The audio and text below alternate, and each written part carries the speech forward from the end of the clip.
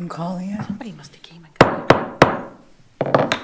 I call to order the Lake Mills Plan Commission meeting of February 28.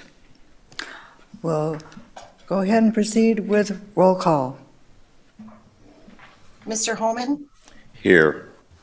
Mr. Coots, Here. Ms. Lazares, Here. Mr. Grady, Here. Mrs. Bishop, Here. Mr. Foster, Here. Dr. Mason.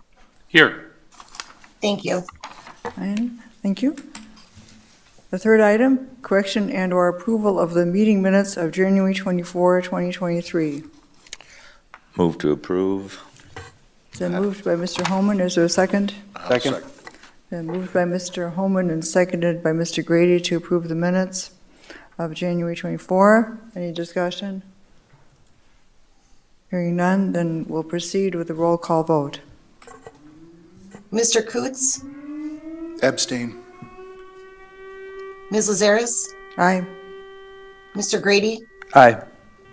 Mrs. Bishop, Aye. Mr. Foster, Aye. Dr. Mason, Abstain. Mr. Holman. Aye. Motion passes 5-0. All right. Next is item number 4, questions and public comment. The public may address the commission at this time regarding items on the agenda unless the item is the subject of a public hearing. If your comments pertain to a public hearing, please hold your comments until the hearing. We do have one public hearing this evening, item number 5, conditional use request by Michael and Lori Schaefer and Mona deGuzman for grading, filling, and excavation within 300 feet of the shoreline and for alternative vegetative restoration at 613 Ray Street. Public comment may also be made at this time on items that are not on the agenda if you have registered with the city clerk before the meeting. The state's open meeting law discourages action by the commission on items not listed on the agenda. Please keep comments limited to 3 minutes. State name and address when starting comments. Also fill out the sign-in sheet at the podium. For people online, please follow the Zoom link or the phone number listed on the Plan Commission agenda. Is there anyone here who wants to, we are going to have a discussion on comprehensive plan. Would anyone like to talk about that or another item at this time? Okay. Yeah, can we wait? It's almost. Well, we'll wait. Thank you.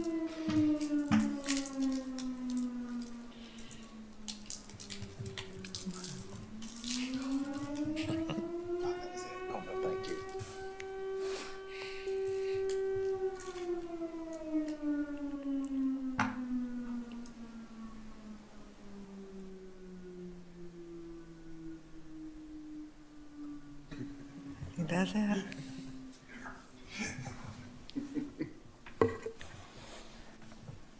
Okay, Mr. Doyle, yeah, go ahead. Patrick Doyle, 325 East Washington Street.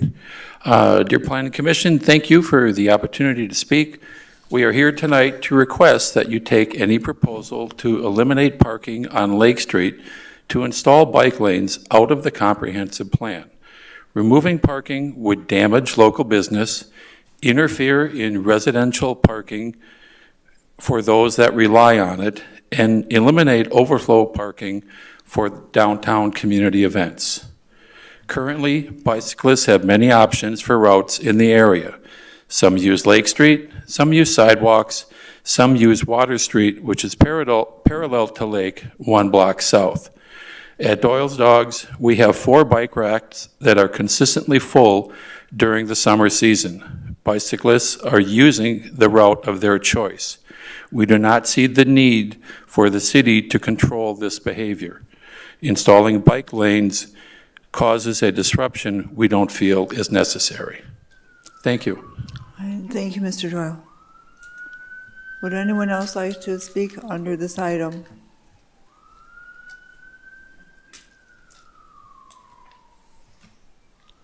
Is there anyone else who has comments under this item number 4? Are there any further comments at this time? All right, hearing none, we'll move on to item number 5, public hearing. Public hearing, conditional use request from Michael and Lori Schaefer and Mona deGuzman with Lakeshore Overlay for grading, filling, and excavation within 300 feet of the shoreline to remove and replace existing lake access stairway and to construct a boathouse at 613 Ray Street, parcel number 246-0713-1142-010. Before we open for public comment, I'd like to call on Mr. Carranza to present the request and your recommendations too, if you would, please.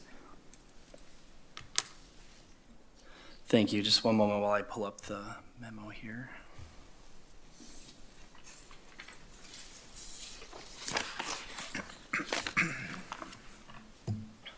There we go. So as was stated, this is a conditional use request for grading and excavation within the shoreline preservation district. The goal of the project is to construct a new boathouse and to replace existing boathouse access stairs to a new location adjacent to the existing or the proposed boathouse. A little project background: in 2020, a large bur oak was actually died on the shoreline, and it was subsequently removed, and this is permitted under the shoreline preservation ordinance for dead and diseased plantings or trees, and that is actually at the discretion of the property owner. The roots on the stump were retained to maintain the soil stability kind of during this transition or interim time. The proposed boathouse is going to be located at the area previously that this tree was previously located. As most of the shoreline properties, R16 with a Lakeshore Residential Overlay, and then just a quick graphic to show that there is quite steep slopes in the area, about 20% or above. As part of the site plan evaluation, we do require an existing conditions, and I'm sure at no small effort, the petitioner did do a hand drawing to scale to present the existing conditions, and then also place the proposed boathouse in the location that they anticipate constructing it. So on here, you'll see everything from the setbacks, but also the location of existing vegetation on the property. The boathouse ordinance itself requires that there is a plat of survey, so they did comply with that by providing this this drawing, which is with the packet as well. But ultimately, what we're looking for is certain bulk requirements being met. 3 feet from the ordinary high water mark, this does meet that, meeting the side setback requirements of the district, which is 10 feet or 25 feet in some, and this does meet that. And this does show the location of the existing steps. That area does obviously need to be restored as part of the plan. And just to outline again, as we've stated before, these the vision and access corridors ultimately a maximum of 30% the shoreline frontage for the property. And in this case, at 64 feet, it's approximately 19 feet and a few inches. By relocating the vision and access corridor, again, we do need to restore where the existing stairways would be. And they do propose to do that by planting a new bur oak that would be, ultimately to replace the one that was ultimately killed, and then also to do other native restoration and plantings there. This graphic or this image taken by the petitioner shows the approximate location and then the existing stump that the previous bur oak, as far as the placement of it. As we also evaluate the size of the boathouse, they need to be under 400 square feet. This is 15 by 20, so it meets that requirement. The height from the lowest point on the property has to be no greater than 12 feet, and then ultimately the railing can't be any taller than 3.5 feet, and then this does meet that requirement as well. And then as far as the architectural design, this is comparable to other boathouses in the area, using similar materials of a similar quality, and that was evaluated as well. So As far as the grading and excavation component of this, there are some prescribed recommendations that are included in the ordinance in 63.5D. And those are included, the relevant ones are included with the recommendation here. But I did want to just highlight a couple of the erosion control measures that the petitioner provided as part of their narrative. They anticipate putting a perimeter of erosion control matting during construction, and they would hope to do construction during colder months to do it when the soil stability is a little bit greater. Obviously, that's weather dependent, as we have seen, it's a little bit up and down right now.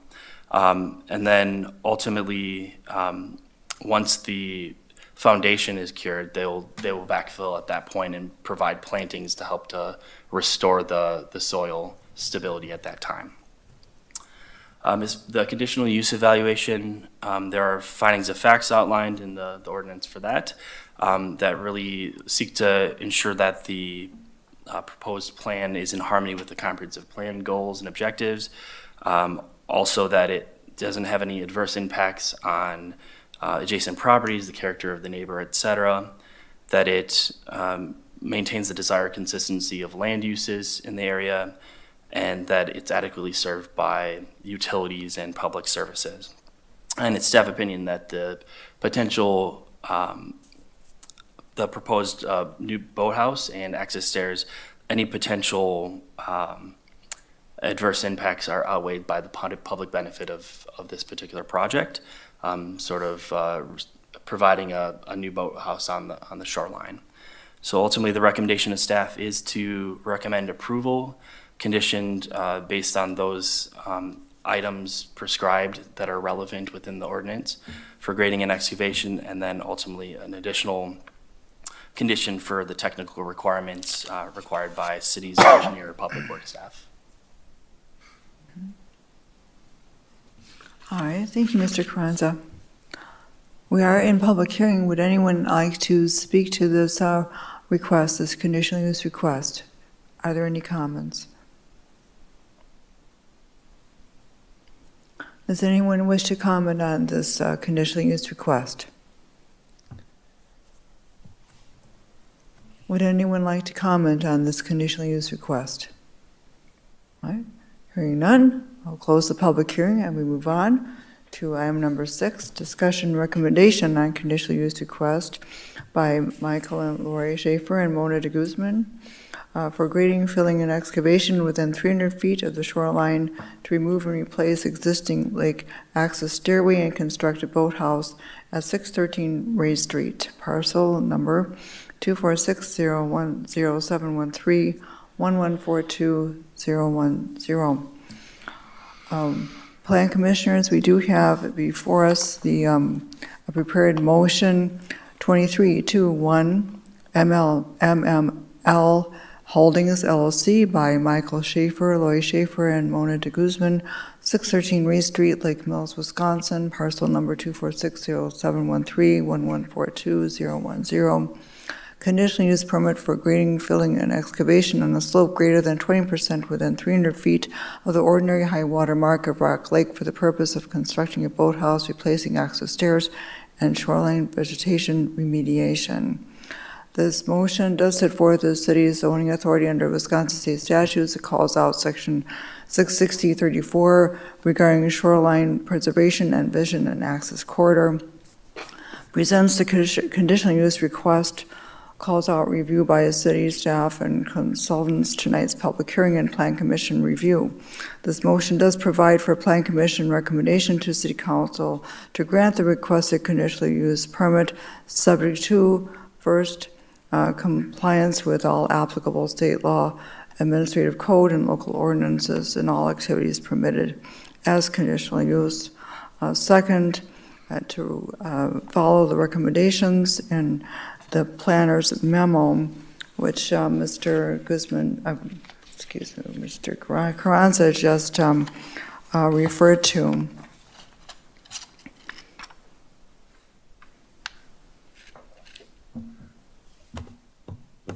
Ready for a motion? Yes. Okay, Mason, motion, I'll make a motion, 2321, I'll move approval. Mr. Coots will second. All right.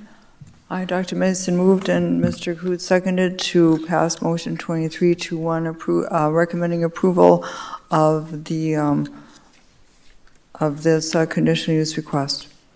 And any discussion on this? All right, hearing none, then we'll proceed with roll call vote. Ms. Lazaris, Aye. Mr. Grady, Aye. Mrs. Bishop, Aye. Mr. Foster, Aye. Dr. Mason, Aye. Mr. Homan, Aye. Mr. Coots. Aye. Motion passes 7-0. All right, thank you. Next item is item number 7, discussion on comprehensive plan update, and we'll call on Mr. Carranza to update us and also you can present what you have for us this evening. I'll jump in real quick just to answer a question that may be relevant right now. At the last meeting, after the last plan commission meeting, at the direction of the commission, if you look in the transportation plan, you will see the removal of specific references to streets in the transportation plan. So starting on page 14, where you start seeing some of the recommendations, you'll see the third bullet point, it now states working with Jefferson County to add on-street bicycle infrastructure within city limits or regional connections. It's removed to County Highway B, Lake Street, and then you'll also see that it's removed on-street facilities from Main Street, Lake Street, Owen Street, Lakeshore Drive, CP Avenue, American Way, and Fremont Street has been struck, replaced with evaluate the use of bike boulevards in lieu of paved shoulders for on-street bike facilities where existing roadway design or parking limits the use of dedicated bike lanes. And then if you look at the final page of that chapter, you will see that map 4.2B bicycle and pedestrian network has been struck and removed from the chapter. So I just wanted to point that out to you. And for the benefit of Mr. Doyle, who made comment tonight that at the direction of the Plan Commission last meeting, I believe, I won't say all, but it appears that the specific references to streets, routes, maps have been replaced with general language. Mm-hmm. Obviously, that doesn't preclude any project in the future from occurring, but it's not specifically mentioned in the comprehensive plan at this moment in time. And if I could just add to that also, the direction and ultimately the way the chapter has kind of come to fruition that this draft is to recommend referral back to that transportation plan. So that is still a recommendation of this, is to look at updating that plan and making sure that those projects are still priorities, et cetera. So. Mrs. Bishop. Yes, I have a question. Mr. Carranza, was it in your plan tonight to address any more of the transportation plan? Because if not, I have an additional comment to address for this portion. Very briefly, just to touch on what Drake had just spoken of, but yeah, if you have additional comments. Ms. Lazaris, may I bring up my comment now, or would you prefer to wait? Oh, of course you can. Yeah. Okay. Mr. Daly and Mr. Carranza, thank you for that update on this plan. At the last council meeting, we had discussion on the addition of a sidewalk on College Street. And after that discussion, and again, reviewing this chapter, there's some additional language I'd like to add. If somebody could go to page 6 of the transportation section, and I'm putting it out there as a proposal to this commission for refining the language. So page 6 should start first line pedestrian facilities and routes throughout the community. I can't read it from the screen, but I have it on the screen. Okay, so if we go to that kind of third paragraph, starting with another component of the City of Lake Mills transportation plan, we talk about the sidewalk plan. That second sentence says, this plan calls for the repair or existing sidewalks and retrofitting of new sidewalks in older parts of the community where sidewalks were never installed. And this was the crux of the conversation at the city council at the last meeting, where I discussed in particular how the portion of College Street where the sidewalk was going to be added didn't seem to fit with the nature and character of that neighborhood there, and that if you look at the map, like every street in succession doesn't have a sidewalk on this one portion where we were talking about adding sidewalk to College Street. So from that perspective, I'd like to add language to this sentence that says something along the lines of, where sidewalks were never installed, if appropriate for the location, use, and nature of the neighborhood, and in consultation with subordinate boards and commissions. That's my proposal, and again, in absence of, historic overlay district or other action that this commission and the council can take later on. I think that at least considers other aspects for adding sidewalks. And Mr. Daly and I have talked, I won't say at length, but I've brought up to him multiple times, new developments should absolutely have new sidewalks. When we're talking about preserving the character of current neighborhoods, maybe it deserves additional consideration. So those are my comments, and that's my concern that I wanted to address with this portion. And again, I'm welcome to feedback on that language. Mr. Niesman had some good language at one of our meetings, and I am remiss for not going back and reviewing it before tonight. But if it needs to be typed up and sent over as well for consideration as to how to wordsmith this, I don't mind doing that. Okay. I'll make sure to review the video to paraphrase, and we can wordsmith something, so. Thank you. So if you guys are okay, I'll jump to the presentation. As Dustin often says, the intention is not to go through this, at length, but I do feel like these are helpful to kind of summarize the topics and kind of what has changed, and ultimately some of the key recommendations in each chapter for those who may be reading but not able to read kind of the entirety. But before that, I just want to go over schedule real quick again. This month we're looking at the agricultural, cultural, and natural resources chapter, and then economic development chapters. Those are in draft form with the agenda. And then next month we're looking to provide the intergovernmental chapter as well as implementation chapter alongside some revised in the proper formats that we're looking to present the final draft in for you guys to review as far as the previous chapters that we've already kind of quote unquote completed with previous drafts. So then ultimately final draft in April or May, an open period for the comprehensive plan, and then ultimately adoption. And then as always, we do have the public comment form available, and this public comment is welcome, previous to adoption and obviously even after. But ultimately, this is available online and at City Hall for any that would like to provide public comment. And then we already touched on the transportation chapter, some of those edits, so I'll skip over that. As far as the agricultural chapter, I'll paraphrase it as agricultural chapter. It's really these three sections, and these are some notable changes. It's mainly statistical information updates, programming information updates, and then to incorporate some of the work that the community has done over the last 10 years to highlight some things like the cultural resources, et cetera. And then just a reminder that these are sort of a summary within the chapter of the various recommendations of the document itself. So with that, I'll jump to the natural resources, rather the agricultural chapter. Pull that up here. Zoom in a bit.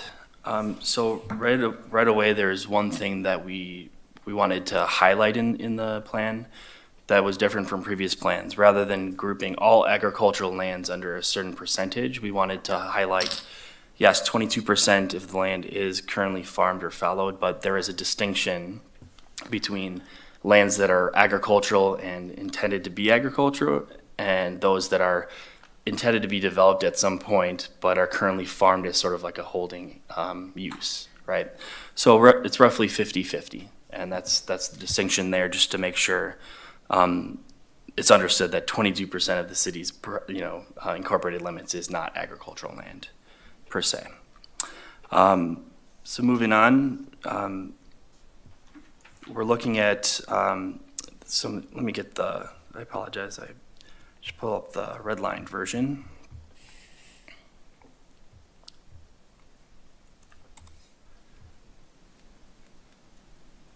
All right, here we go. So we just generally made some updates to that paragraph and then also to the recommendation that we showed on the previous page to sort of show that we've already been continuing to prioritize the operation of farming markets and stuff, so forth. These sections are really updating, again, the programs that are available out there for farmland preservation at the state and federal level. And then right away in the policies, really wanted to get your feedback on seeing how aggressive the city's language in the policies wants, how you want to address agricultural preservation. Do we want to call it out explicitly as it is maybe in outside the city limits versus being within the city limits as a policy itself? So I guess some feedback on the distinction between preserving agricultural lands through compact development pattern, those kind of things, versus true practices of like agricultural preservation, like setting aside lands for agricultural zoning within the city. We currently do not do that, so. So my question is, Sure. does the county override whatever we might decide? I'm sorry, can you say that again? Does the county have jurisdiction over us as to farmland preservation? No, it does not. Does not. So whatever we decide, Yeah, so in the city's limits itself, right, we hold land development regulation authority, right? So we don't currently have an agricultural zoning, so when things come into the city, they come in as rural development, and that's somewhat intentional, and I just wanted to make sure that's still the goal. And then within the document itself, the previous plan talks a lot about agricultural preservation as a concept and as a goal, and how much we want to highlight that in the document, given we are not doing true agricultural preservation within the city, but rather looking for indirect ways to preserve agricultural lands outside the city through compact development patterns, traditional neighborhood design, those kind of things. So there's a number of locations in the document that go into heavy detail about transfer of development rights and other kind of mechanisms. And so I just wanted to get some feedback on how much we want to strike from the document as it relates to those kind of things, those specific programs or methods, or if we want to retain those. I see no reason to strike those concepts because in the future, it may be, if a future council may wish to look at them. I see no reason to have the transfer of development rights tool. I think it's unnecessary. Also, I see no reason to have an agricultural zoning for the city.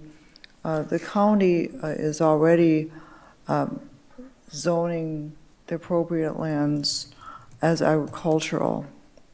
And if it's zoned agricultural, it has no point of being in the city limits. Once something is about to be developed, or it's going to be the next phase of development for the city, then those who have the interest, as they have in the past, can petition annexation, and then upon annexation, we would do like we have been doing and designate it as rural development district.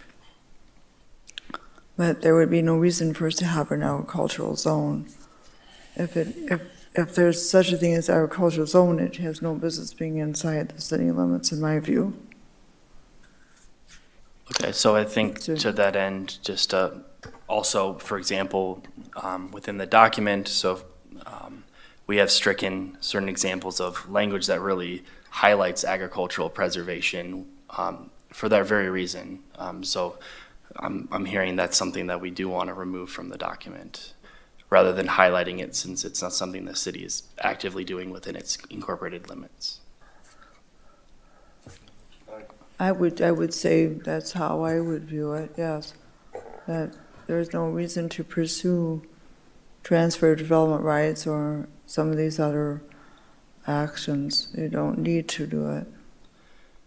And just then to elaborate, what I'm showing on the screen, to what degree we can see, there are other, again, mechanisms the city has already established, like plat review authority Yes. in the extraterritorial boundary. These are the kind of things that allow the city to try to preserve agriculture outside the city and to maintain the city's existing footprint. So we've kept, obviously, those portions within the document. I have a question, Pam. But with what you said, that wouldn't hamstring the city in any way if there was annexation involved, right? Once it's annexed, it comes in as rural. When it gets annexed, it automatically is rezoned as rural development. Yeah, I think that's a really safe way to approach it, so we don't end up hurting a potential excellent development, just at the expense of language or direction, for that matter. Yeah. And then some of the preservation could be handled in parks. There's some of the farmland that could potentially be annexed, could end up having, part of the parks system in some of those more sensitive areas.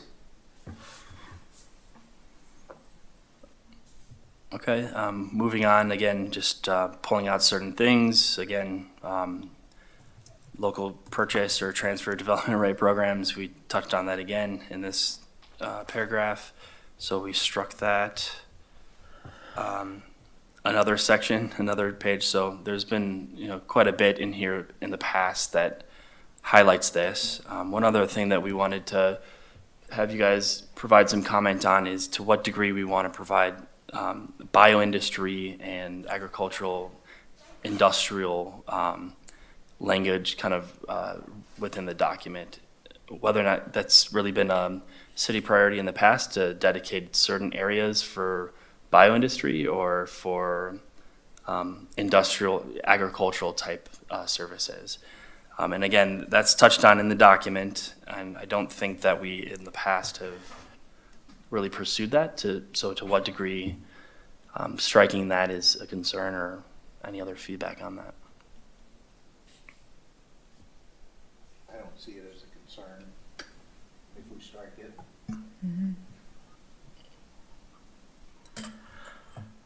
Okay, and then, so I'm hearing that kind of the general consensus. So one of this next section talks about sort of farm to table kind of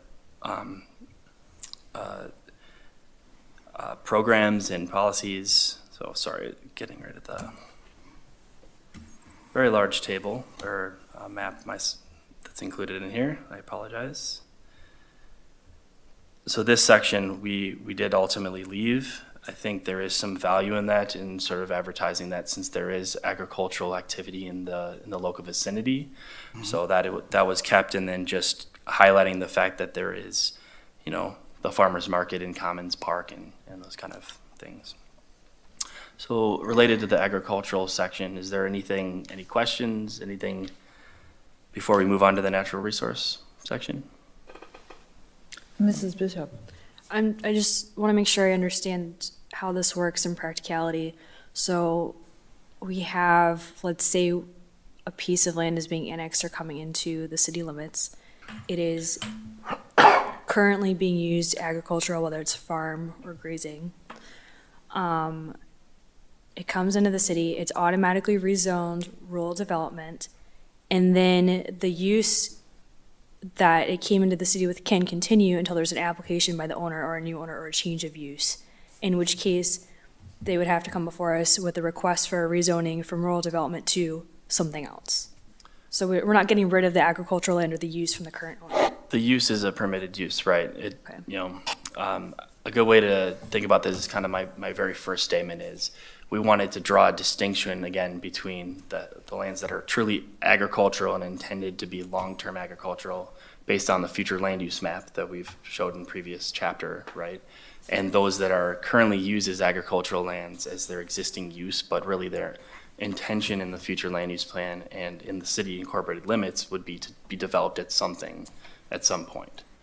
And so just kind of striking a lot of the language in here that talks about agricultural preservation as like a tenant, because that's not something that the city itself is actively doing within its incorporated limits.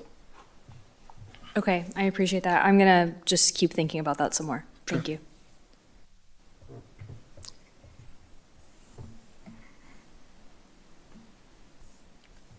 All right, so I will move on to the natural resource section, but yeah, feel free to have me bounce back.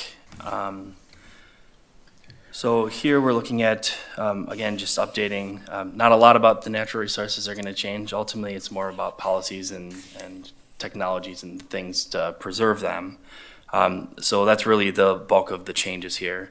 We did want to also touch on some of the feedback we got from participants of the focus groups, and to really drive home the fact that, you know, these natural resources are a priority for the city of Lake Mills, and the focus group participants specifically talked about Rock Lake as being a priority natural resource. And I think we can all attest, you know, that's a very important part to the city and its residents. So we wanted to touch on that since that was not incorporated in the previous document. Again, just updating some of the things that were done from the previous plan related to steep slopes and the shoreline preservation ordinance, kind of outlining that there, and then updating some of the language related to the natural resource, like the Lake Mills wildlife areas and marshes located in the vicinity of the city in the general area of Lake Mills. So just kind of refreshing some of the language and specifying some of more of the specific sites and locations that are of note. So going into the goals, objectives, and policies here, we did go ahead and strike that first one that was a previous draft or previous version, because this was completed. Again, the extraterritorial rights that was adopted.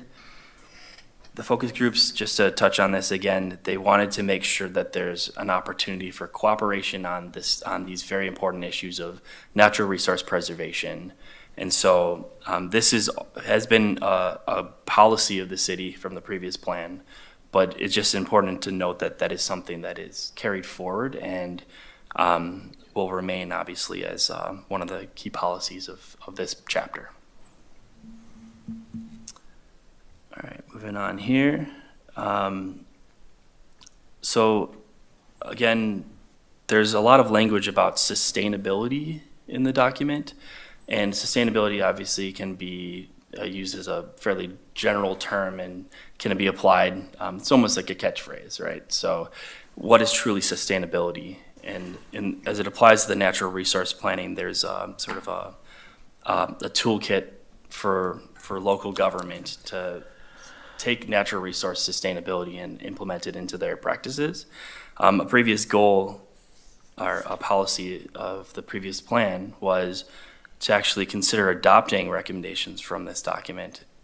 And I guess I'd like some feedback on to what degree we want to still consider that as a policy. Is this something, I mean, the city hasn't done this to date in any specific practical manner. So is this still something that we wanted to include? So this statement here, consider adopting recommendations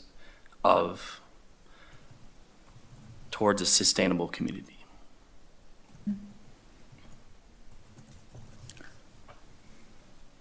I would call out the reference and as something to refer to in our quest to have appropriate preservation of natural resources and sustainability within future planning. I would call it out as you have. Okay, so that's to keep it in the document as a policy. And then this is sort of like, it kind of goes part and parcel with the one above it, but ultimately finding ways to combine the natural resource preservation and sustainability goals with other plan elements. So I think the general focus of the smart growth, the compact development, those kind of things do have preservation of the natural resources around the city. Obviously, there's adopted language in the subdivision ordinances as regards to environmental corridors and natural resource preservation. So again, just a comment on, do we want to still keep this as a policy goal?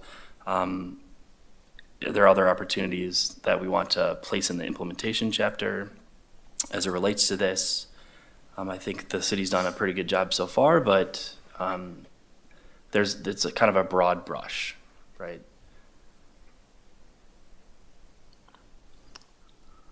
Mrs. Bishop? I guess I'm not clear on what's required of a community when they start adopting some of these policies and principles.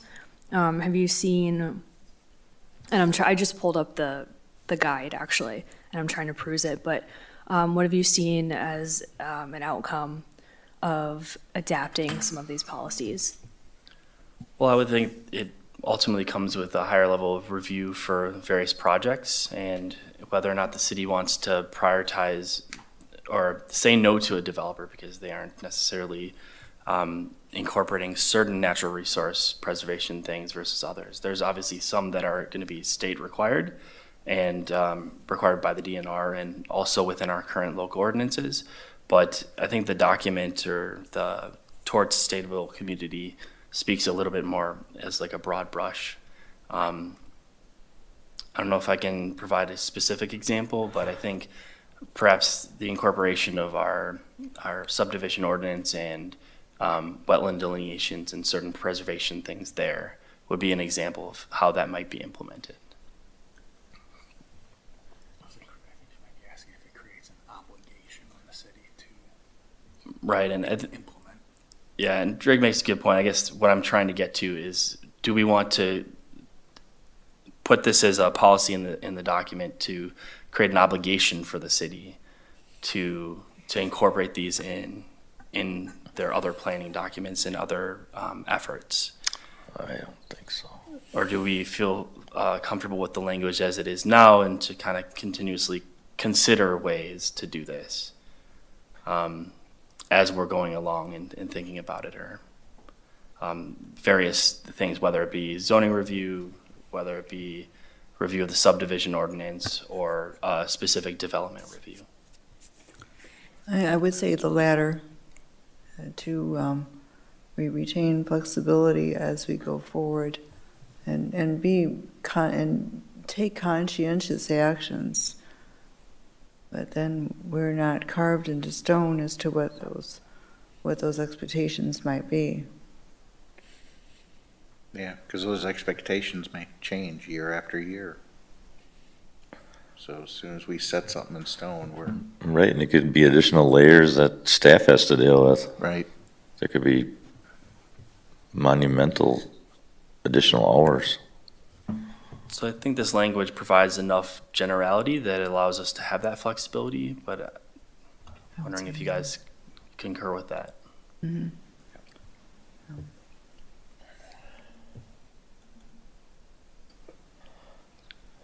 Okay, well then I think we'll keep it if I hear no objections to that. And then just moving on to the programs and recommendations section of the natural resource section. We really wanted to update this, again, to be a little bit more concise. There's many pages, again, that outlined the kind of protection of environmental corridors, and we felt like it could be a little bit more concise, and then also, again, to integrate the public involvement part of this, that the city really has a public survey and focus groups that have said this is a priority. And so we just added this section, this sentence here to highlight that it was actually listed as the #1 need for the city is to maintain natural resource preservation. So again, just kind of striking some things that were a little bit too general. And then going back to the idea of promoting compact development as a preservation tool versus other methods, like agricultural preservation or specifically natural resource conservation areas. So this whole section here was from the previous plan. So require a conservation approach. Again, this is very demanding language versus the more general language we were talking about above. So the subdivision code does currently enable this type of development, conservation approaches I talked about. Should we include this in the plan is something we want to require, and I think we've already sort of heard that we want to strike anything with very strong language as regards to this, but certainly encouraging language where it's necessary. Mrs. Bishop? There's sort of a dichotomy here where we want to encourage development, new buildings, net new construction, because that adds to our levy. Vice the idea of requiring a conservation approach that oftentimes is prohibitively expensive, to be honest, when you're looking at new buildings and new construction.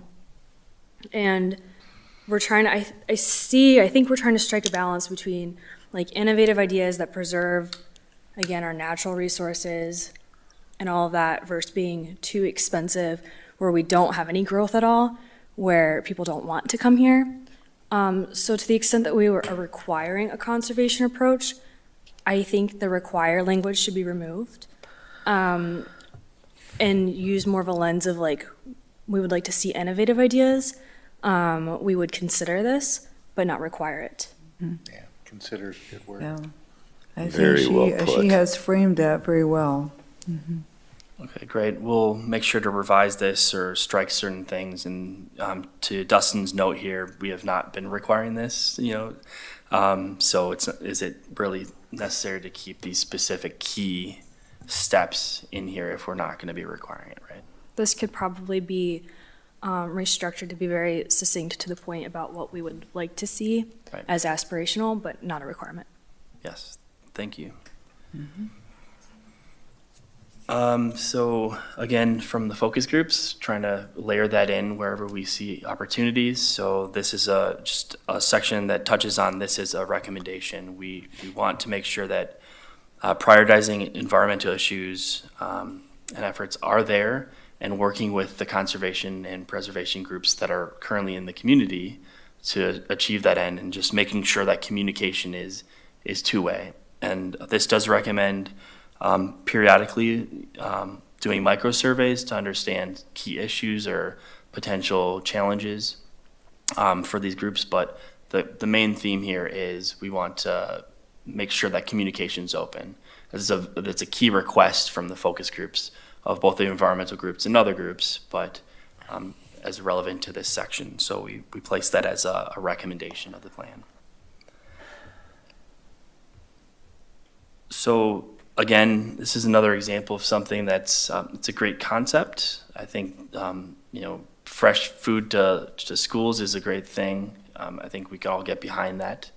But whether or not we want to have this much language within the document as it pertains to the specific programs and the coordination with Lake Mills area school district to create kind of a program, or does the city really want to be a champion to this, or do they want to support other organizations that may already be better suited to really champion this type of program?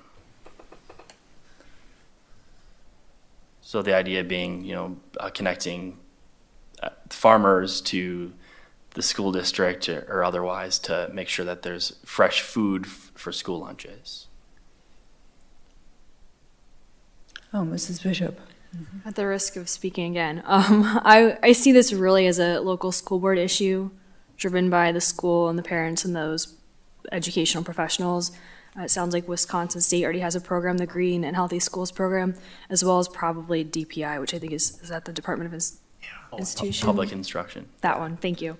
And so to the extent that we mentioned, like, here are these programs that exist and are available for our citizens, I don't see any reason to go into this detail here.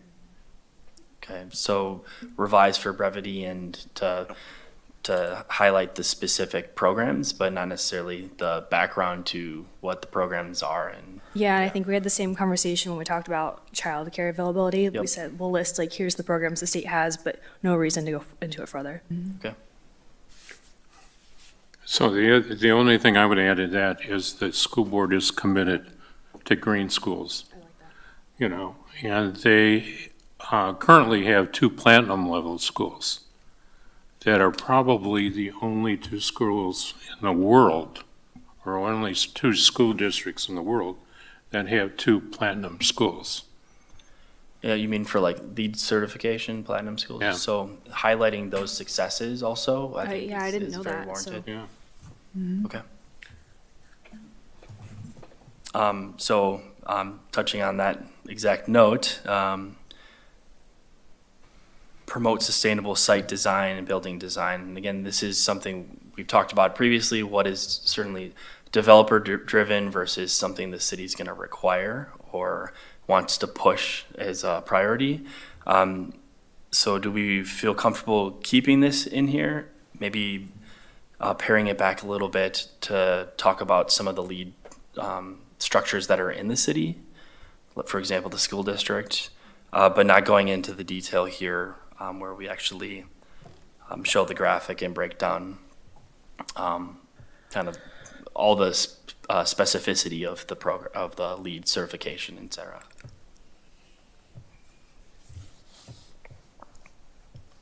So some revisions there. And then to the same end, is the city itself in the best position to take kind of the proactive role or the leading champion role in linking the natural area preservation and environmental education specifically? I do think with recreational and cultural preservation goals, there's opportunity for the city to take some specific lead, particularly with connection through its bike and pedestrian system or other information there. But this section does go into some specific, quite a lot of detail related to education and natural resource goals, specifically connecting the two. Do we feel comfortable with what's here, or are we looking to, again, we tried to revise it to some degree to have some brevity to still keep it in here, but I guess to what degree is it something we wanted to show as a priority within the comp plan, or if we wanted to strike it altogether?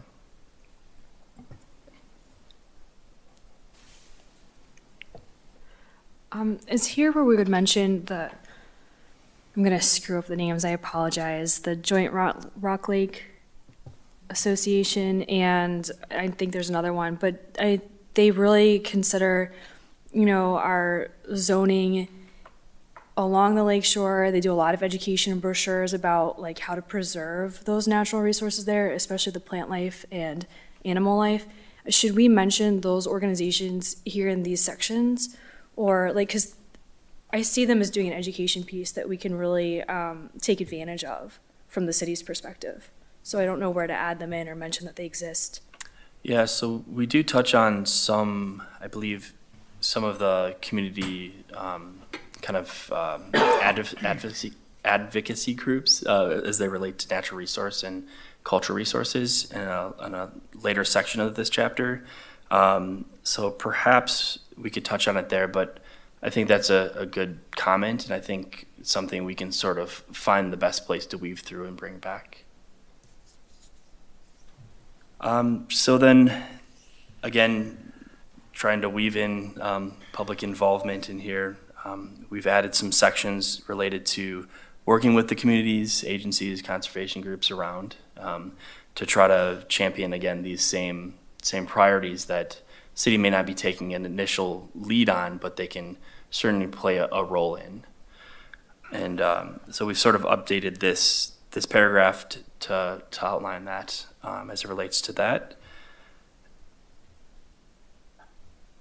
And then this section here goes into a lot of detail on kind of protection of the ground and surface water, other environmental resources. And specifically, one of the things I think the last plan had in mind was stormwater, right? Because there was a significant issue in the past in the city of Lake Mills, because stormwater had been an issue on a number of streets and sites. So I think the plan talked a lot about this because it was a kind of fresh idea. We tried to update it and then also provide an opportunity for a Public Works Board to actually play a role in, evaluating some potential new systems that could be used as part of stormwater development. So I think this is worth keeping here, but I just think it's something to note that that's why there's so much content in here, is because it was really a focus in the past, and I think it's still something we want to move forward with.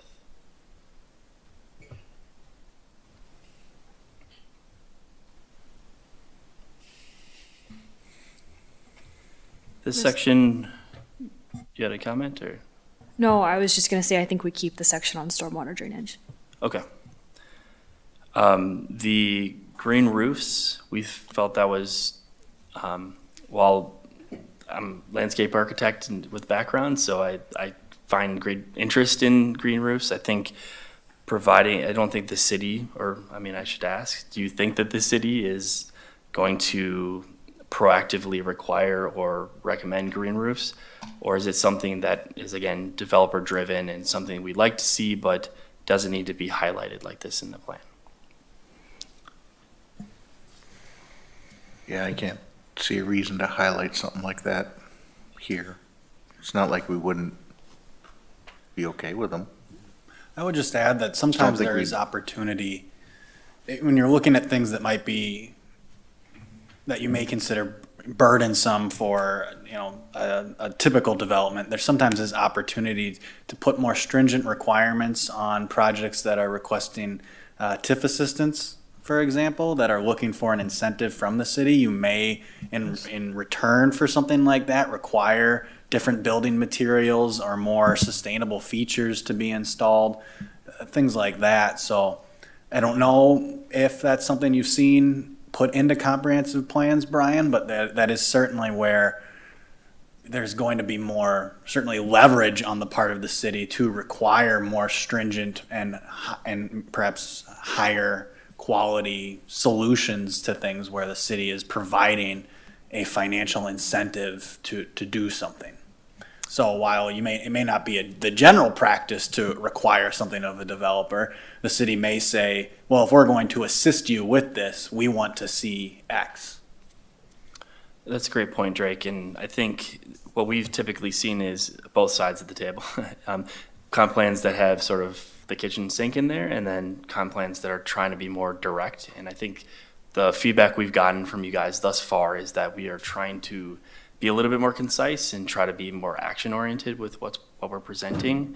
I do think there's opportunity to revise or to look back at, particularly with the future land use development chapter or potentially housing chapter, to integrate some of that language as it relates to PDDs or, as Drake said, something that's going to take TIF assistance and have some sustainable-minded solutions as not a requirement, but something that can kind of be encouragement to get TIF assistance or a PDD as a public benefit. So, I have a question. If it's not a requirement, can you do it anyway? I mean, could you do that just at the review level? Yeah, With staff without it, you know what I'm saying? If they need something, if they need something from the city, Right. it doesn't necessarily have to be listed somewhere. It can be done without it being listed, but it provides this is a policy document. It provides some direction to staff. So if we know that this is what the policymakers are looking for, we can bring that up earlier in conversations. So perhaps they can incorporate those features into a proposal that they're seeking approval for that may ease that process because they've hit X, Y, and Z that the city has made clear that they value. So the answer is no. It doesn't stop us from requiring it at a later date, but it can help us be a little bit more proactive in those conversations with developers at the staff level before it gets to the decision makers. So some language, but it doesn't have to be. Yeah, so I guess to that end, if you guys are on board or comfortable with that thought process, and I think Drake makes a good point to that, this being a policy document, if we have these kind of things in here, there is, when someone does come for a planned development district or is trying to prove that they're providing a public benefit, that could potentially be an example of that and direction to staff. So, I would call out the benefits of green infrastructure and provide some examples.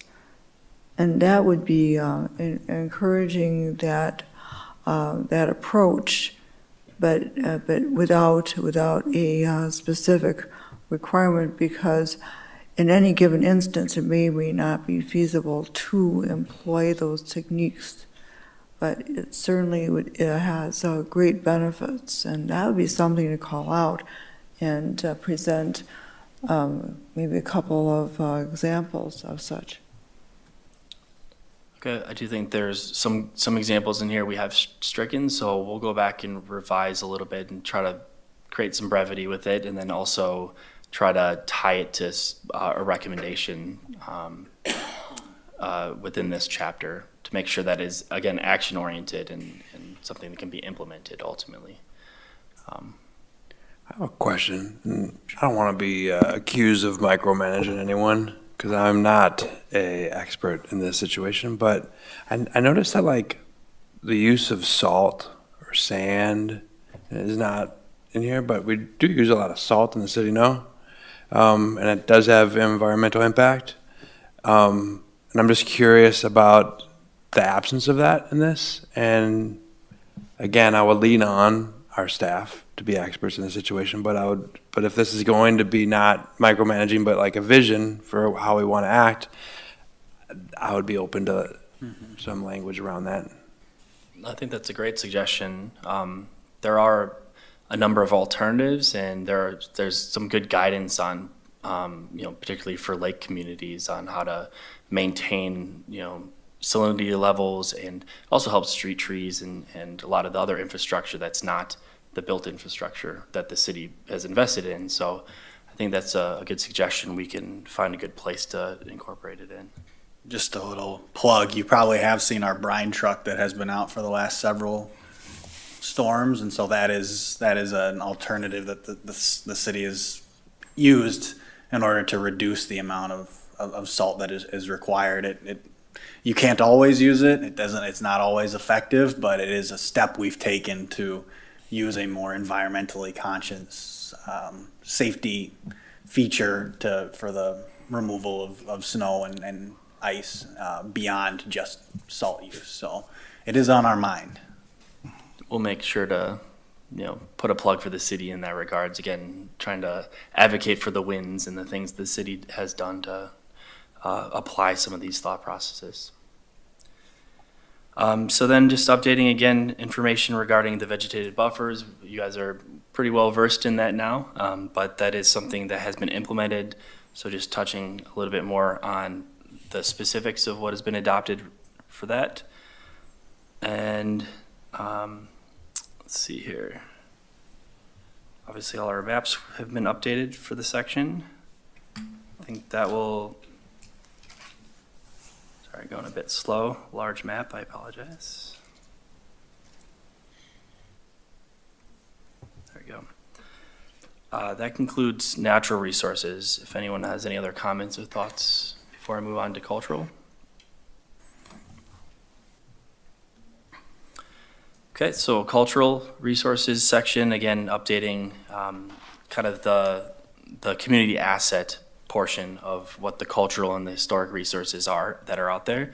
And then touching on what the focus groups have said and the advocacy groups that are in the community focused on kind of each one of these various things. So there are 2 naturally registered historic places in the city, and so we wanted to make sure to highlight those. This map isn't showing up super well. We'll make sure to get a better one in here, but these are the historic districts within the city. And we also placed a brief description of each one of those and kind of their character and why they are historic. We have a cultural resources group at Minhunt, and we had them focus on this particular section because they are the experts in that. So please feel free to provide some comment on that, but we felt like it was important to highlight what is here because ultimately the historic character is something, again, from the comprehensive survey that people really felt was true in character driving factor of what Lake Mills really is. So taking out some outdated information, and then pulling in. Mr. Carranza, while you're scrolling, the 3 districts in Lake Mills, who is responsible for creating those districts, and are they actually listed with the National Register or National Historic Districts? They're not listed districts. They are, again, I apologize. I didn't write this section, not an expert in it, but my understanding is that they're just designated historic areas. So there may be qualifying and may be potentially added to the National Historic List at some point, but are not currently. So I guess I can find out more later, but we don't know who created or designated these 3 areas on the map here in Lake Mills? I do not. I Okay. apologize. So I'll make sure to find out and I can reach back out. If the commission is interested, it looks like maybe the representative from the Historic Society might have had an answer to your question if you're interested in hearing from her. Robin, I can follow up with you later too. Okay, let's do that.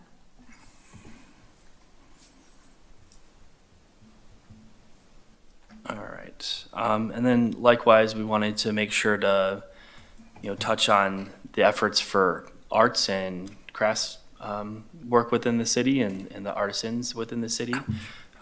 So we touched on some of the things that have been done in recent years with the Arts Alliance of Greater Lake Mills, and then legendary Lake Mills with their historic plaque, walk, for example. And we just touch on the fact that there is a public art tour that's available. So as far as the goals and priorities, we didn't do a lot of changing. Ultimately, it's just sort of updating information again, changing organizational names, updating what has been adopted and changing language to be enforced versus require. For the general recommendations for historic preservation, we did have an additional section here to state that the city should consider developing an historic preservation plan in the downtown, particularly Main Street, Mulberry Street areas, and again, these kind of 3 areas that we've highlighted in the map.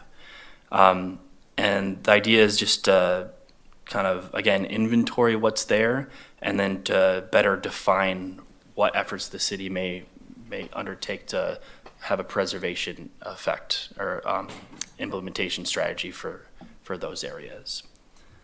And then again, just to make sure that we work with our local groups that are focused on these areas to make sure that there's collaboration, again, with the plaques, the informational plaques for the individual sites. Updating the fact that we do have downtown design guidelines that preserve historic nature and character of the downtown. And then provide a list of historic preservation resources, both at the local level, state and national level, and then a list of areas where you can research your property and see potentially its historic status, or basically the database of what's available out there.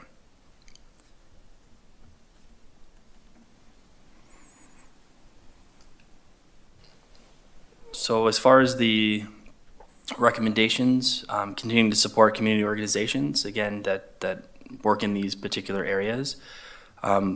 We've listed a number of them. I guess the question would be, are there any other that you're familiar with that we are omitting or that should be highlighted as part of this section? So we have the Lake Mills Area Community Foundation, Legendary Lake Mills, Arts Alliance, Lake Mills Asteland Historical Society.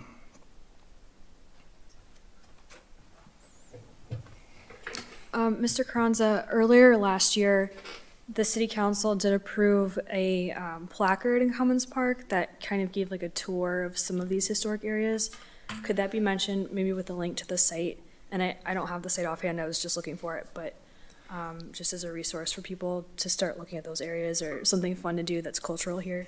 We do touch on the tour in here, but Sorry that I missed it. Okay. no, but perhaps we can elaborate on the fact that, you know, ultimately that was brought to the city and the city is in support.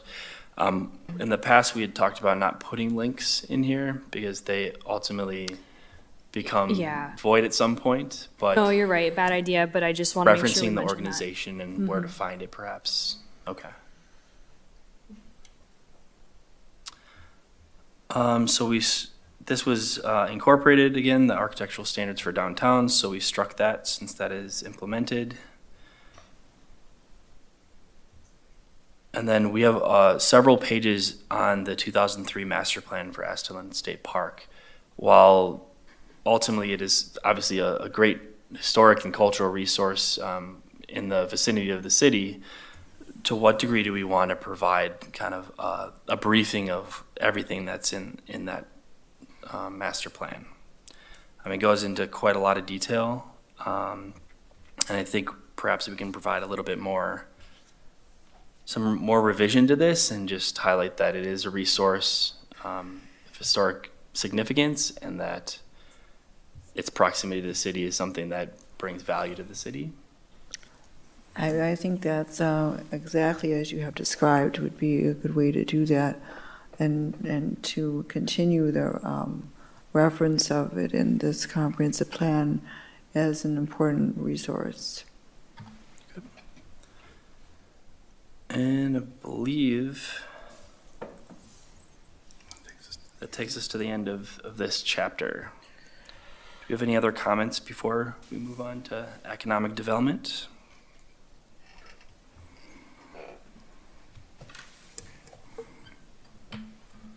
Okay. All right. So economic development chapter. Similarly, we've sort of gone through and updated a lot of the data and programs within here, and then anything that's been implemented or is no longer accurate, we have sort of stricken. So I won't go into each table and talk about the key kind of benchmarks here, but that is talked about a lot more also in the issues and opportunities chapter, which we have also gone through. But it goes through a number of different metrics to kind of evaluate the city's educational attainment, its occupational, the forecast for its the various sectors that the businesses are located within, and then finally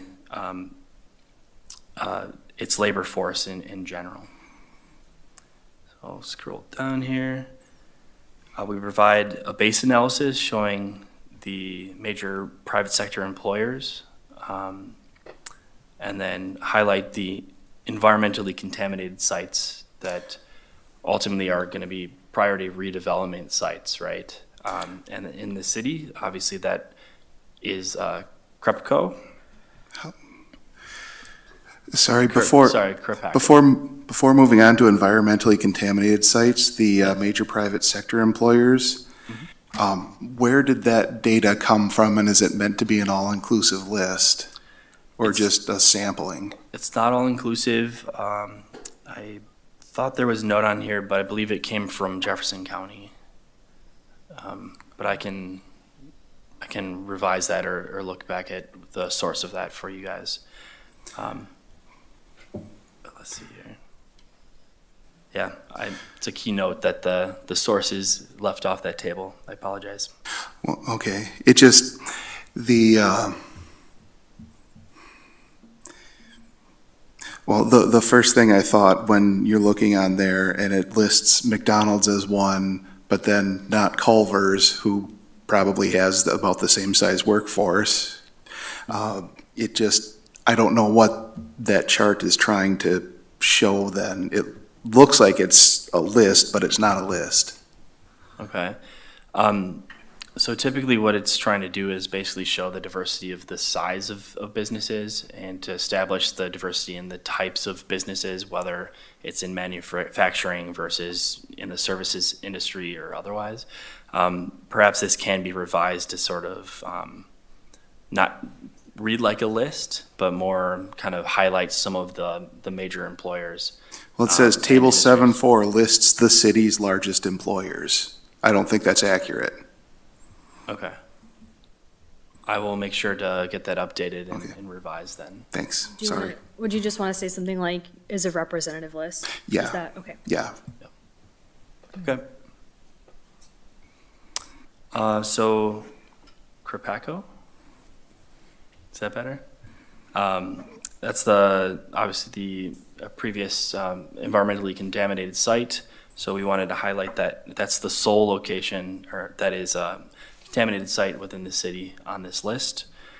We've updated the section on the tax incremental financing. We wanted to make sure that it read like the city uses this mechanism and here are some of its successes, right? So here we've stricken quite a bit of it, summarized at the top, but then as we go into the detail, we talk about some of the improvements to Walgreens, Culver's, Lake Mills Market, et cetera, that those districts have achieved. And likewise for the business park and et cetera. And then just to highlight that there are in total 8, providing a map showing the existing boundaries of the TIF districts within the city. before moving on from that map, this is a real small detail and it doesn't actually touch on the TIDs. But didn't we annex one of those islands on Lake Street on the east end of the city, the one on the north side?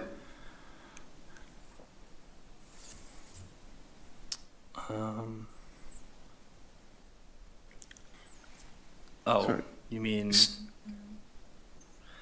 I'm not familiar with what you're speaking of. Go to TID 3, the dark blue one, and then directly right of that. Sorry. Was it a residence you're thinking of? Yep, so TID 3, and then to the right, there's those couple of bumps for the city guys. boundary where there were islands of township. One of those got annexed several months ago, I believe, when they came on city sewer. You're correct. This was using the most currently available data from Jefferson County. Okay. It's possible that that wasn't incorporated, but we'll make sure Okay. that it has the appropriate parcel layer on here.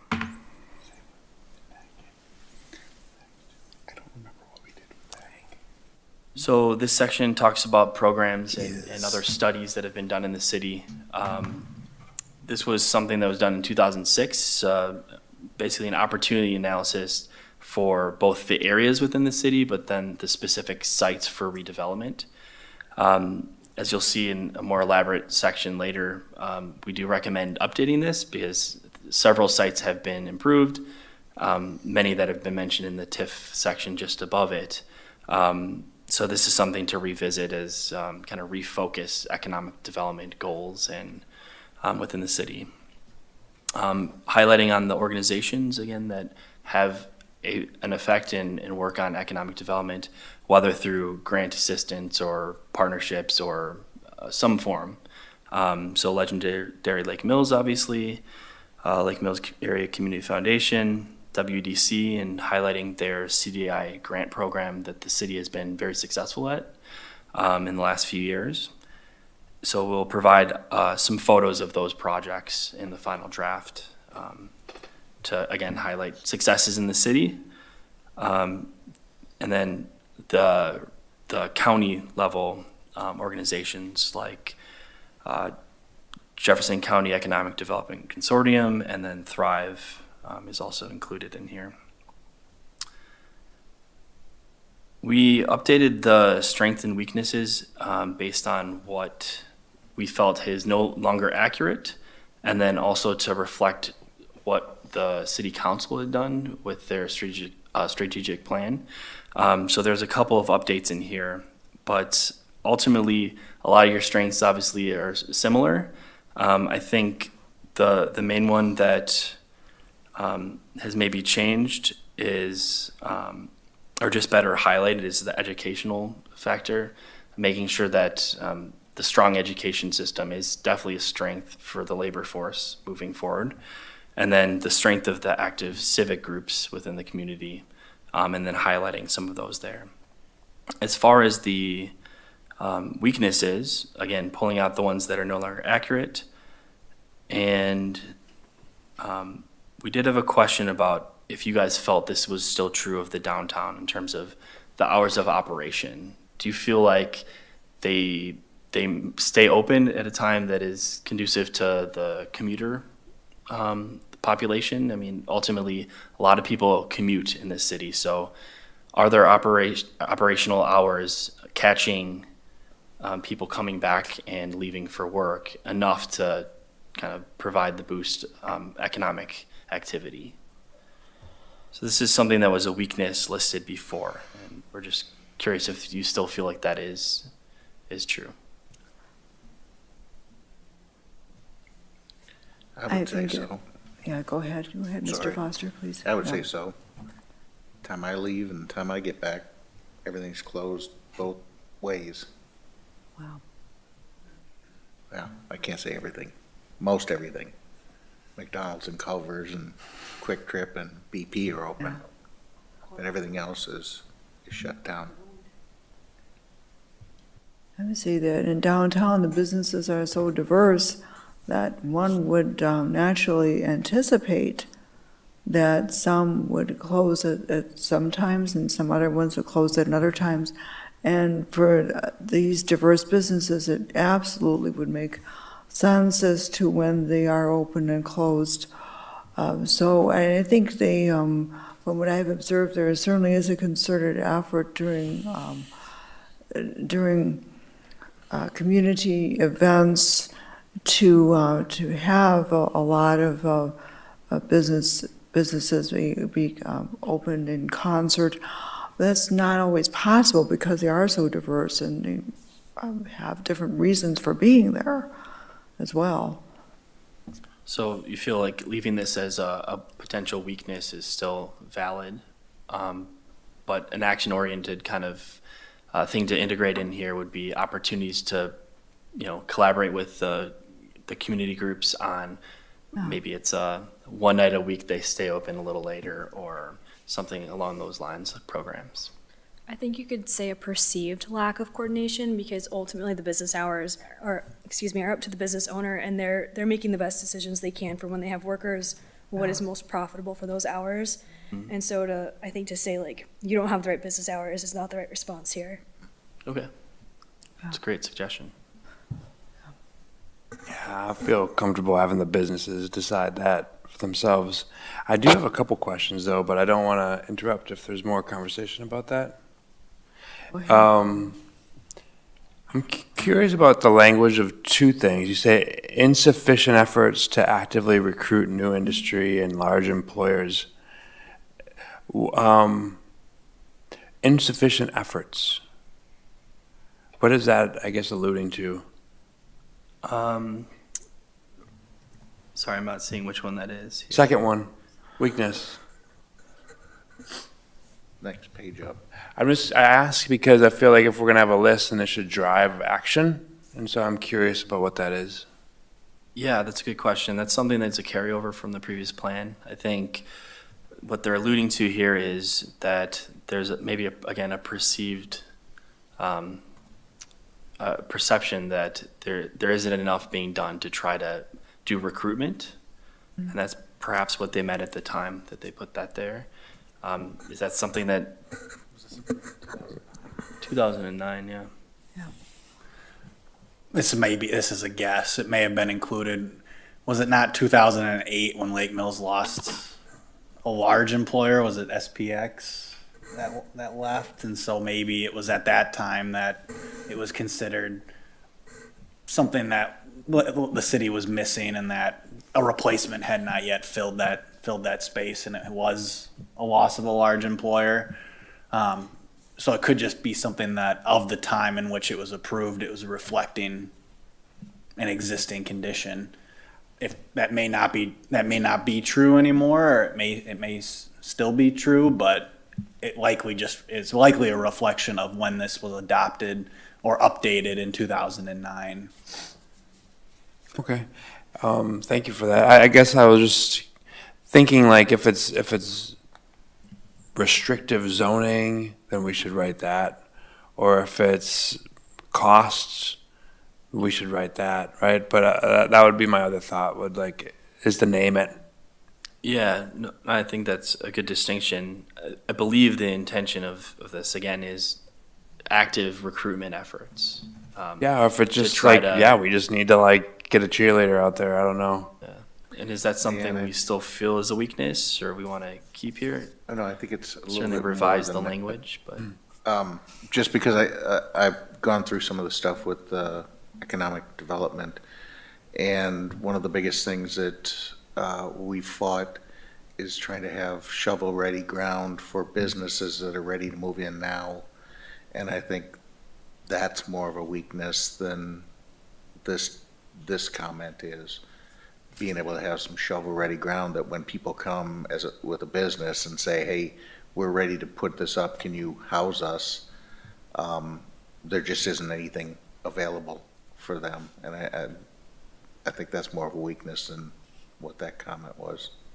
Then I would write that, if that's a consensus. We do have something that similarly reflects what you're As saying described here. is closer to, I think, what is the experience.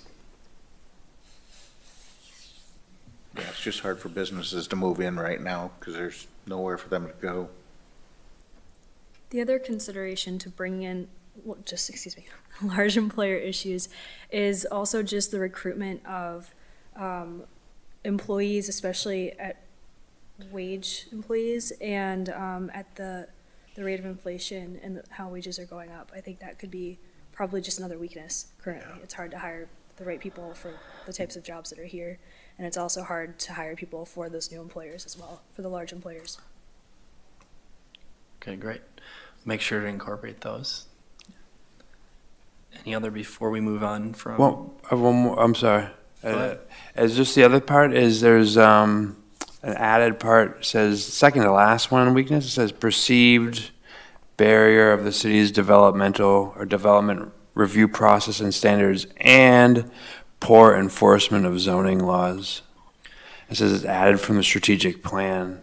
Yeah, so it's sort of a combination of something that was from this strategic plan and what was previously there, to try to kind of capture the comments that we've heard, that there's the development review process, the communication, some of those things, as we've outlined in the focus group summary we provided you guys, that is a perceived barrier to development. And then ultimately, part and parcel with that, the enforcement of zoning laws that are currently on the books.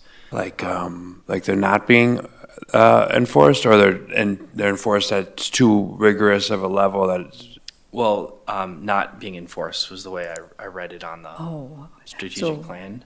So it's not really poor, it might be inconsistent? Is that Inconsistent. what you We mean? could also separate those two and just state what the strategic plan says in one, and then break that out as sort of the perceived barrier part. I asked that because what I'm under the impression of is that some of our laws zoning laws can be almost too rigorously enforced to the fact that it leaves a bad taste in the business owner's mouth.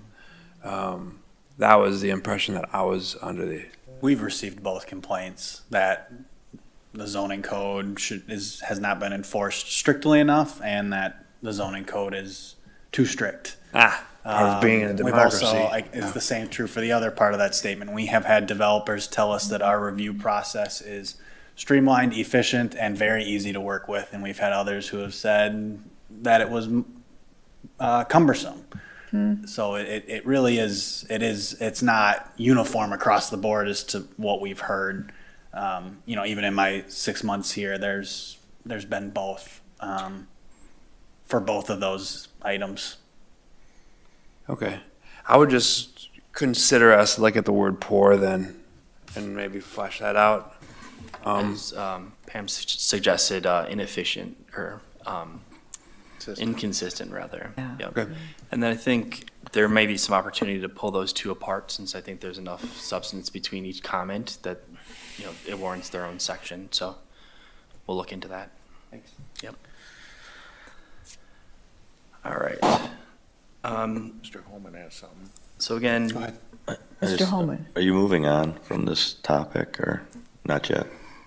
I just have one question on this topic. yeah, It's my understanding that the city council recently appointed somebody to the Economic Development Committee, and they don't meet. They haven't met for a year, and I just was wondering, you think that if we have that, why wouldn't there be some input from that very committee? It'd be like a plan commission that didn't have a meeting. Just a question, I don't know. I know nothing else about it other than I heard they don't meet. yeah, I've heard that too, that they have not met. I think if we want to say something specific in here, just perhaps making sure that there's the appropriate opportunity for review of certain economic development items at the Right. city level, at its various boards or commissions. I just mean, we have an entire chapter on it, and we don't have any input from the very committee on this chapter. Yeah. Where is it? They should speak. They should be heard from. I think as with other chapters, so statutorily, the comprehensive plan is the purview of the plan commission. So if you want to hear from somebody else, I would refer it to them. Yes. But that's not going to happen absent the plan commission seeking that out. Because it's a plan commission document by statute. So if you want input on something from another board or commission, you'll have to make that request of them. That would be the idea, is that we may want to hear we may want to receive comments from different boards and commissions as to their interest. Right away, I can think of 3: economic development, parks, and public works. I don't know if there are others. There could be.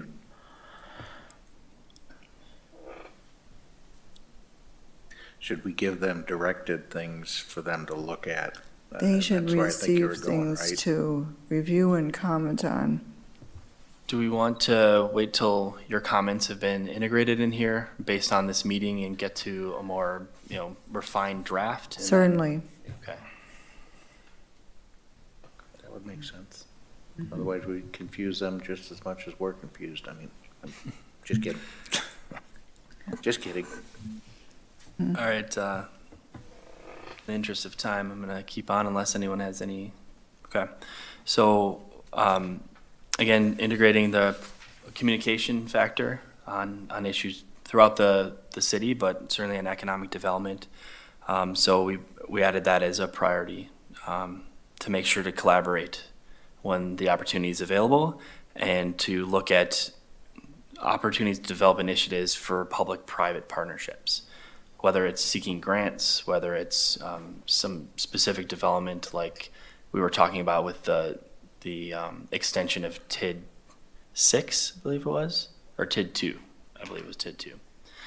And then we did integrate the recommendation for improving city process for development review, approval and permitting to ensure efficiency and equitable application of community standards and expectations. So we sort of reworded that to capture some of the comments that you guys were just mentioning, making sure to enhance communication with the applicants themselves and property owners to make sure to clearly communicate city council's expectations with regard to development standards and the permitting process. So just making sure that people are aware upfront of what's expected by council when something comes across their agenda.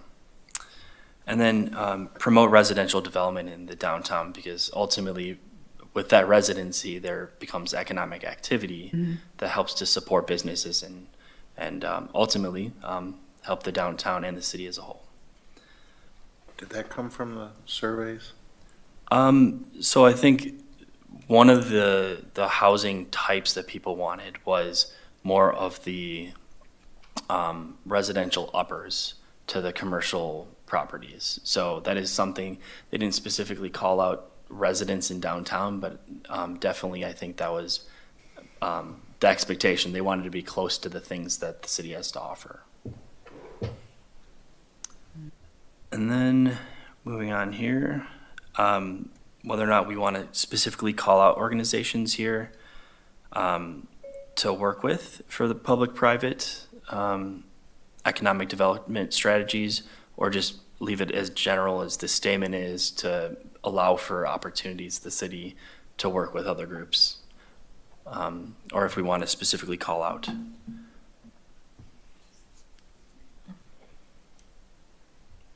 I would leave it generic. That's my thoughts I on it. leave it, yeah. Okay, Agree. so generic it is. This is a little bit more relevant to current activity at the city, and really looking at, again, establishing the room tax to try to collect ultimately revenues from that opportunity. So that's just including that as a policy as it relates to current developments. Can you add a line or a bullet point here that the benefit of the room tax is that a large percentage, I think it's 70% of that goes toward specifically promoting tourism in the city? Yes, I believe we highlight that elsewhere, but I will make sure that it's stated here as well. Mm-hmm. And then this section talks about programs and recommendations, again, highlighting the specific areas and then specific sites for economic development or redevelopment. The previous plan had the north side as a specific area, so I just pulled it up here, or a specific site.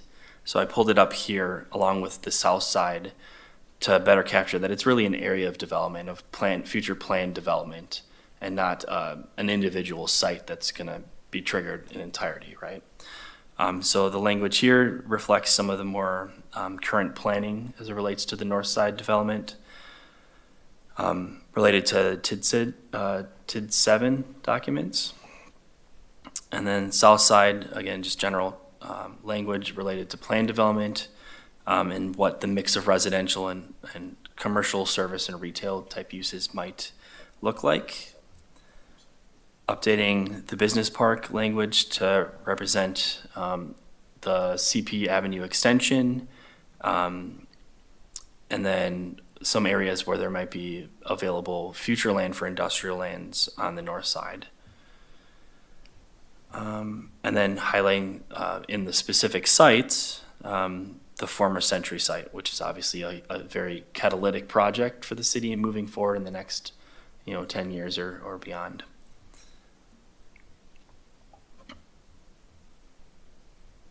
So part of these recommendations in these areas that were called out were brought forward from the 2006 redevelopment opportunity analysis. That's a document that ultimately looks at the site, looks at the city rather, at the various areas for redevelopment that are currently agricultural or undeveloped, and then the specific redevelopment sites that are opportunities. We do recommend updating this because, like the transportation plans, it was done in 2006.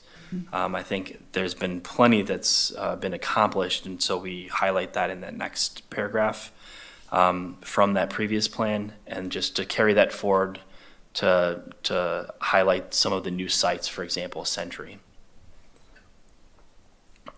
And then, let's see here, this whole section, let's see here. So these were identified above. We definitely want to continue economic development efforts in the downtown, but I don't know that there's a value to include sort of description of what the downtown is. I think people know Lake Mills, they know that downtown has the character that it does. Don't need to specify it here.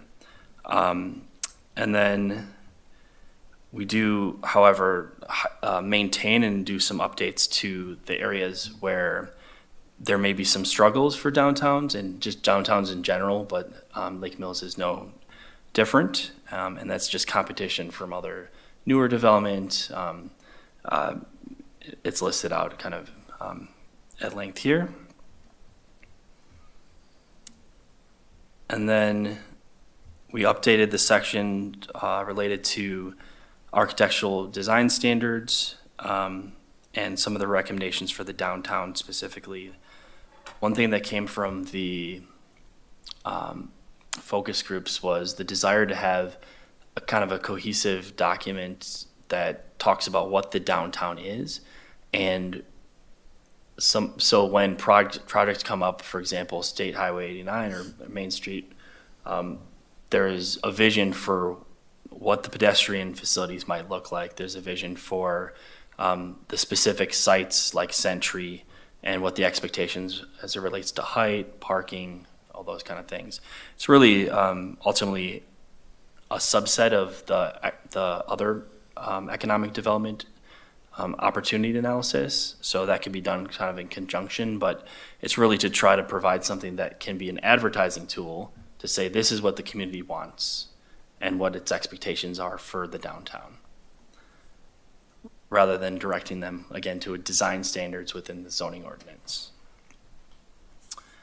And then again, just going on to update some language.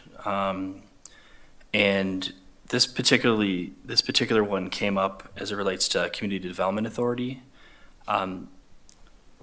This had a very general statement of consider the creation of one, but it didn't provide any, I guess, direction as to what that organization would do, what the authority would do. So we provided some additional language for that.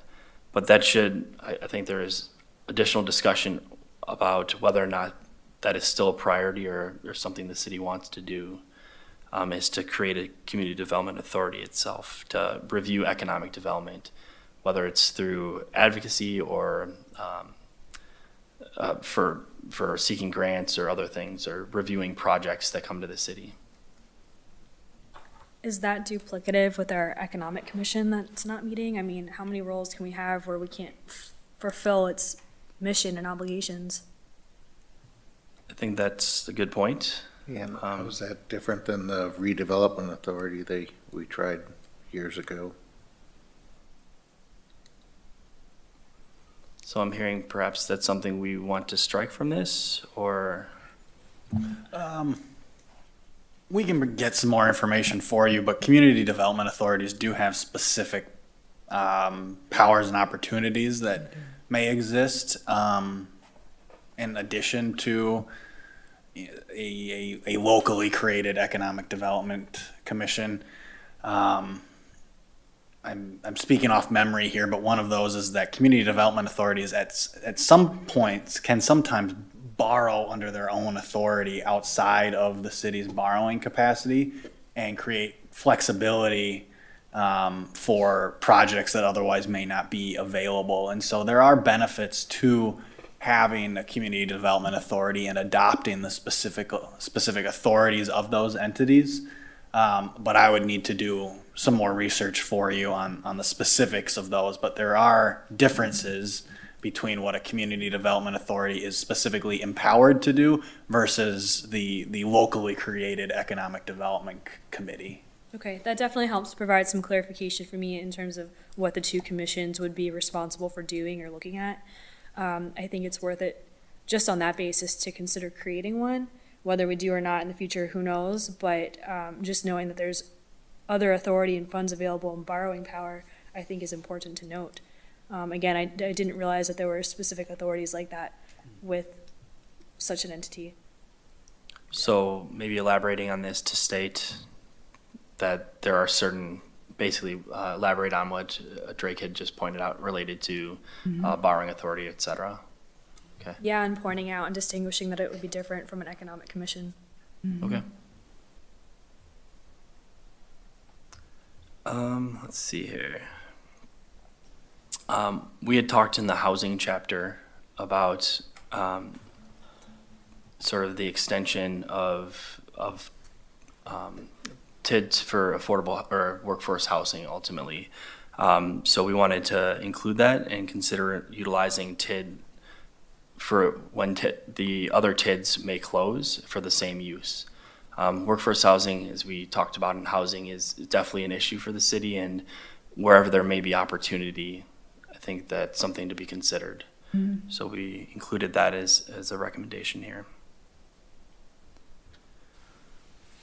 And we already touched on that one. So this elaborates a little bit on it, a little bit further. But maybe this is the location to kind of elaborate based on our previous comment. Let's see here.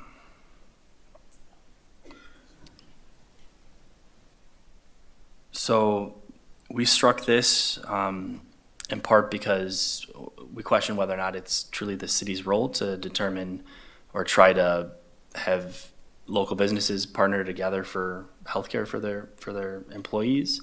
But that was something that was in the previous plan. So do we concur that it's worth striking based on that? Yeah. And then again, working with local leaders, I think this is a great opportunity because there's a lot of great entrepreneurship in the city, and working to develop some form of mentorship program or work with a group to create some sort of mentorship program between established businesses and those that might seek to create businesses. I think that's something that can certainly spur potential new businesses. And ultimately, when someone creates a business in Lake Mills, they're more likely to stay here as they grow. So I think spurring entrepreneurship is something to highlight here. And then just, again, retracting and sort of updating based on things that have been completed. We talked a little bit about bio-based and green industries in the agricultural and natural resource chapter. We struck this here. We weren't sure that it's a priority again. So I think perhaps following the comments that you guys previously provided in that chapter, just leaving it struck. And then again, about this is also highlighted in economic development as it relates to the school district and community-based organizations for local food. So we sort of updated that to reflect that. It's a great concept. Again, do we want to keep it here? Basically the school agricultural foods to table kind of thing, to fresh foods for schools. I think based on that, I think the previous chapter, we were striking that if I recall, so. Okay. And then lastly, there's this graphic that shows redevelopment project kind of lifeline, and we were curious whether we felt that was worth keeping in here. Brian, I'm sorry, can we go back for a second? Sure. To the point with cross-promotional activities, Lake Mills branding. I know like LCATS in the school district seems to have some t-shirts out there. Is there any issue with using Lake Mills branding, like licensing or anything like that we're doing that's currently prohibitive or restrictive? Or how do we go about that? Not that I'm aware of. I would think the licensing is with the city, right? Pardon me. Okay, because if we're, I mean, I'm okay with encouraging it, but like, I think for the school board, you have to have specific permission to use their logo. So as long as we don't have anything like that, or if we're incorporating the suggestion to make sure that we then change our policy or ordinance or whatever it is that would allow for licensing of the logo. Yeah, I'm not familiar with the the licensing of that, so I don't know the specifics, but I would imagine there's some mechanism to be able to provide businesses that opportunity.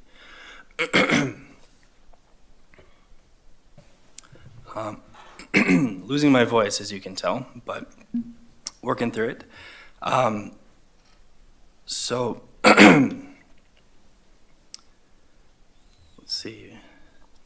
Oh yeah, and then as it relates to this particular graphic, do we want to keep this in here, highlighting the detailed planning and implementation process for redevelopment? I would consider it unnecessary. That if it's of value to others, then you could mention it. Do we mind the text that kind of highlights the steps, but maybe the graphic's not necessary, or maybe the graphic and not the steps? I would say the graphic is unnecessary. Okay. And then lastly, we implemented design standards. Oh, I apologize.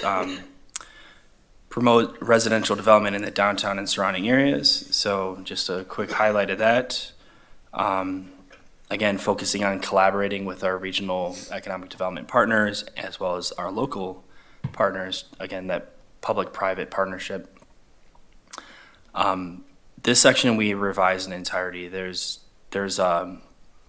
previous recommendations that go into great length as it relates to non-residential design standards, and those have been implemented. In our previous conversations, there was discussion about whether or not to separate the design standards for something that is more general industrial versus something that's like planned industrial or office, kind of business park. So we highlighted that here to take a look at that as an option, whether providing their own set of design standards or to provide exceptions in certain circumstances.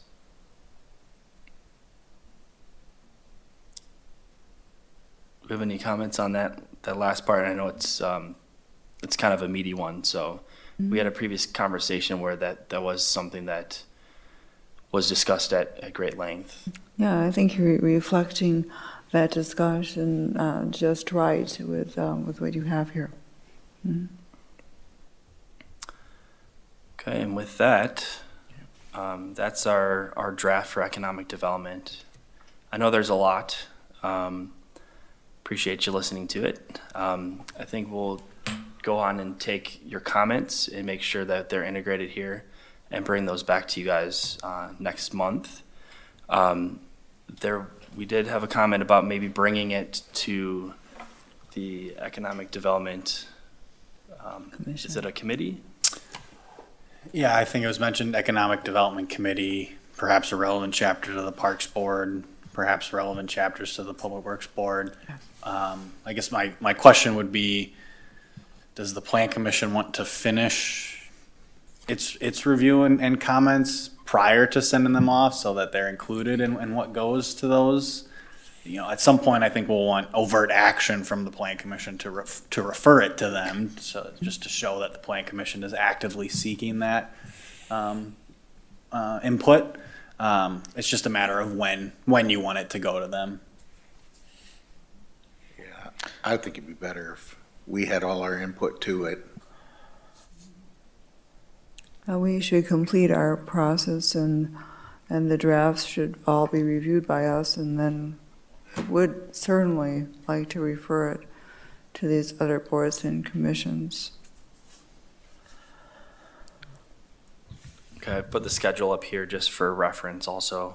We will get the drafts to you guys of all the ones you've previously provided comments on, and then we'll work with Drake on the appropriate timing to make sure that those folks have a chance to provide their feedback. Yes.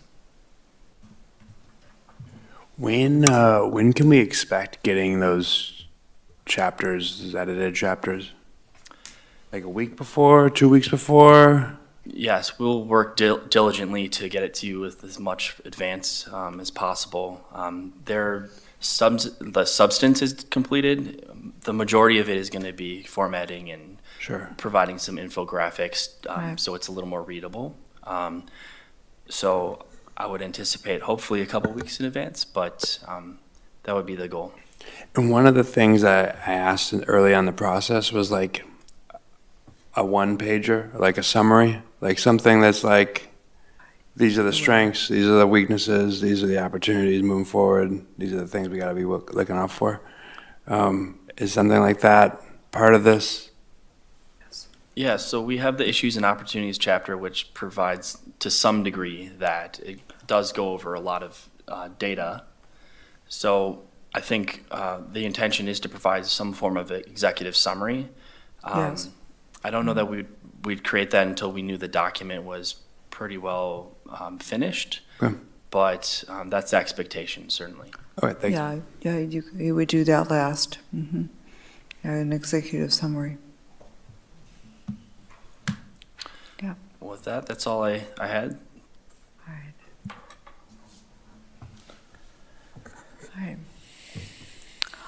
right.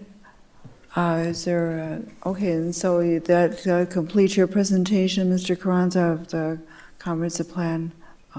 Very Yes, well. it does. All right.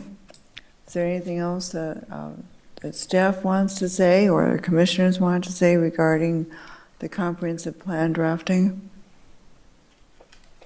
All right. In that case, we have number 8, adjournment. Move adjournment. Mr. Coots will second. All right. Dr. Mason has moved to adjourn, and Mr. Coots has seconded. All those in favor signify by saying aye. Aye. Aye. We're adjourned. Thanks, Brian.